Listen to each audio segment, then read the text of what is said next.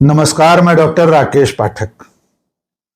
आज बात करते हैं भारतीय जनता पार्टी के राष्ट्रीय अध्यक्ष और केंद्रीय मंत्री जगत प्रकाश नड्डा की। जगत प्रकाश नड्डा कुछ ज्यादा ही सक्रिय दिखाई दे रहे हैं। वे नरेंद्र मोदी और अमित शाह की नजरों में अपने नंबर बढ़ाने के लिए तमाम संवैधानिक मर्यादाओं को तार तार करने पर उतारू हैं। वे लगभग हर मौके पर अपनी हदें पार कर रहे हैं। हो सकता है इसके पीछे उनकी नजर उपराष्ट्रपति की खाली कुर्सी पर हो, लेकिन वे उपराष्ट्रपति बन पाएंगे या नहीं, ये भविष्य के गर्त में है। फिलहाल जगत प्रकाश नड्डा की हरकतें देश में चर्चा का सबब बनी हुई हैं। आप जानते हैं कि जेपी नड्डा इस वक्त भारतीय जनता पार्टी के राष्ट्रीय अध्यक्ष हैं और इसके साथ साथ वे मोदी सरकार में केंद्रीय स्वास्थ्य एवं परिवार कल्याण मंत्री भी हैं। वे राज्यसभा में सदन के नेता भी हैं और इस वक्त राज्यसभा में वे लगातार जिस तरह का बर्ताव कर रहे हैं, जिस तरह वे आसंदी पर बैठे हुए सभापति तक को हाँकने की कोशिश कर रहे हैं, उससे वे सवालों के घेरे में हैं। आपको याद होगा कि जिस दिन उपराष्ट्रपति और राज्यसभा के सभापति जगदीप धनखड़ ने इस्तीफा दिया था, उस दिन भी जेपी नड्डा ने सभापति की अनदेखी करते हुए यह कहा था कि रिकॉर्ड में वो जाएगा जो मैं चाहूंगा, विपक्ष के सांसद जो कहेंगे वो रिकॉर्ड में नहीं जाएगा। इसके बाद जेपी नड्डा ने सोमवार को एक बार फिर ऐसी ही हरकत कर डाली है। आपको याद होगा कि विपक्षी गठबंधन के 300 सांसद चुनाव की धांधलियों, वोटर लिस्ट के मामले को लेकर प्रदर्शन करने के लिए संसद से निर्वाचन सदन तक के लिए निकला था। इस दौरान सत्ता पक्ष के लोगों ने मनी बिल पर चर्चा शुरू कर रखी थी। प्रदर्शन के बाद जब नेता प्रतिपक्ष मल्लिकार्जुन खड़गे राज्यसभा में पहुंचे, तब इस पर उन्होंने आपत्ति की। उन्होंने कहा कि जिस वक्त सदन पूरा नहीं है, सदन नहीं चल रहा है, पूरा विपक्ष सदन से बाहर है, इस वक्त किसी भी बिल पर चर्चा कराया जाना ठीक नहीं है। मुझे आप क्लैरिफाई कर दीजिए, और यहाँ पर हमारे सदन के नेता भी यहाँ बैठे हैं। जब house is not in order और बिल पास हो रहे हैं, अब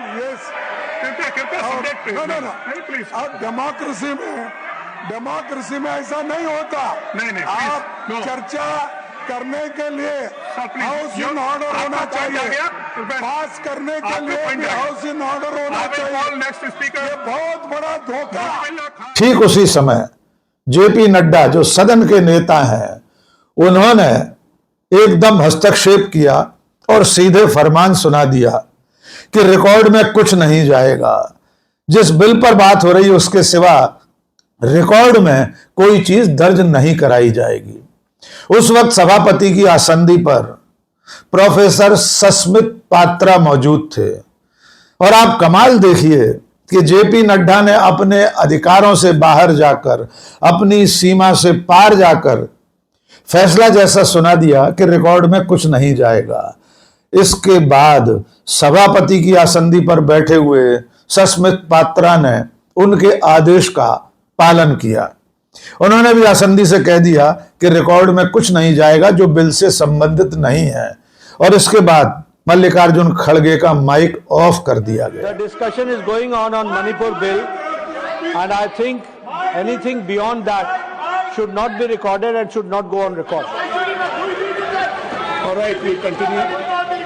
That should not go on record, which is not part of the. तो आपने देखा कि भारतीय जनता पार्टी के ट्रेजरी बेंच की तरफ से मौजूद जेपी नड्डा सभापति से पहले फरमान सुना रहे हैं कि विपक्ष जो कुछ कहेगा या विपक्ष के नेता मल्लिकार्जुन खड़गे जो बोल रहे हैं वो रिकॉर्ड में नहीं जाएगा, और सभापति उनके हुक्म का पालन करते हुए, हुक्म की तामील करते हुए वैसी की वैसी बात दोहरा देते हैं। लेकिन यह पहला मौका नहीं था। आपको याद होगा 21 जुलाई को जिस वक्त सदन में पहलगाम वगैरह को लेकर, ऑपरेशन सिंदूर को लेकर विपक्ष के सांसद अपनी बात कह रहे थे, तब भी जेपी नड्डा ने इसी तरह से एक तरफा फरमान सुनाया था कि जो मैं कहूंगा वो रिकॉर्ड में जाएगा, जो विपक्ष के सांसद कहेंगे वो रिकॉर्ड में नहीं जाएगा। हैरानी की बात यह है कि उस वक्त सभापति की आसंदी पर राज्यसभा के सभापति और देश के उपराष्ट्रपति जगदीप धनखड़ मौजूद थे। उस दिन का नजारा भी देख लीजिए। उस दिन जो कुछ हुआ था वो आपको एक बार फिर याद दिला दें। उस दिन सभापति ने कार्य मंत्रणा समिति की बैठक बुलाई थी दोपहर में 12:30 बजे। उसमें जगत प्रकाश नड्डा और संसदीय कार्य मंत्री किरण रिजिजू जी मौजूद थे, लेकिन कामकाज की बात पूरी नहीं हो पाई तो सभापति धनखड़ ने शाम को 5:30 बजे फिर से बैठक बुलाई थी, लेकिन उस बैठक में सत्ता पक्ष की ओर से नड्डा और किरण रिजिजू जी मौजूद नहीं रहे और उसके बाद रात 9 बजे उपराष्ट्रपति जगदीप धनखड़ का इस्तीफा देश के सामने आया। ऐसा माना जा रहा है कि उस दिन भी जेपी नड्डा ने सभापति के आसंदी पर बैठे होने के बावजूद जिस तरह विपक्षी सांसदों को धमकाया था कि आप जो कहेंगे वो रिकॉर्ड में नहीं जाएगा, मैं जो कहूंगा वो रिकॉर्ड में जाएगा, ये भी सभापति का अपमान था। धनखड़ के इस्तीफे के तमाम कारणों में से एक कारण इसे भी माना जा रहा है। अब सवाल यह है कि जेपी नड्डा ये सब क्यों कर रहे हैं? क्या वे नहीं जानते कि सदन में जो कुछ होता है उसका नियंत्रण सभापति के हाथ में होता है?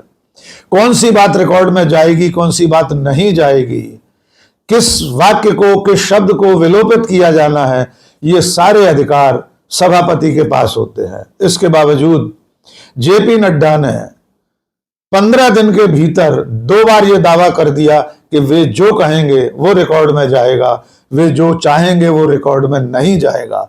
तो सवाल यह है कि वे ऐसा क्यों कर रहे हैं?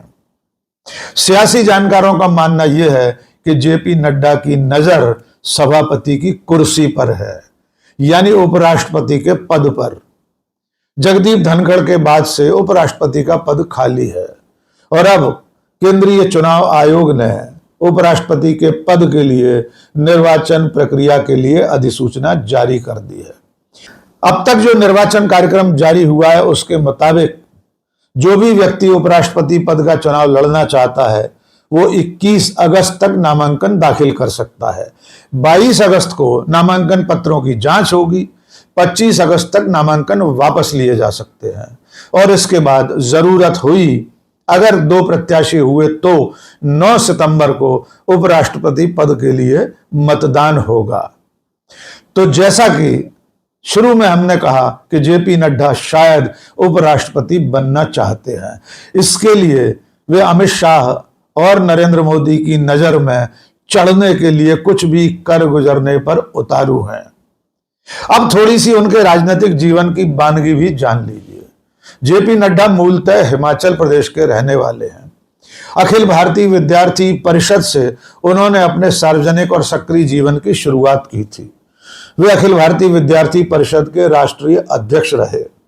उसके बाद 90 के दशक में हिमाचल प्रदेश विधानसभा में विधायक बनकर पहुंचे। हिमाचल प्रदेश की सरकारों में लगातार मंत्री रहे। उसके बाद प्रेम कुमार धूमल से मतभेद के चलते उन्होंने मंत्री पद से इस्तीफा दे दिया था।